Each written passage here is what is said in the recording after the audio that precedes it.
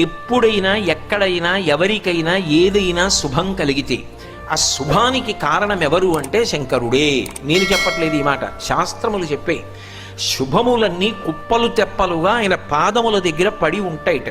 ఆయన అనుగ్రహించాడు అనుకోండి, ఓసారి ఇలా అంటాడు, అంటే అది ఎగిరి వెళ్ళి ఇంటికి తోరణంగా పట్టుకుంటాడు. అందుకే ఒక గడుసు కవి ఒక మాట అన్నాడు, నేను ఓ పువ్వు పట్టుకొచ్చి మీ పాదాల మీద వేశాను అనుకోండి, నేను వేసినదేది పువ్వు, మీ పాదముల మీద ఉన్నదేది పువ్వు. నేను ఒక పువ్వు పట్టుకెళ్ళి మల్లికార్జున లింగం మీద వేశాను అనుకోండి, పరమ ప్రేమతో వేశాను అనుకోండి, ఆ పువ్వు ఓ ఏడాది తర్వాత నా ఇంటి మనవడు. నేను ప్రేమతో వేసిన పువ్వు 2 ఏళ్ల తర్వాత నా ఇంట్లో మనవరాలు. నేను ప్రేమతో వేసిన పువ్వు నేను కట్టుకునే ఒక ఇల్లు. నేను వేసిన పువ్వు నాలో కలిగేటటువంటి భక్తి,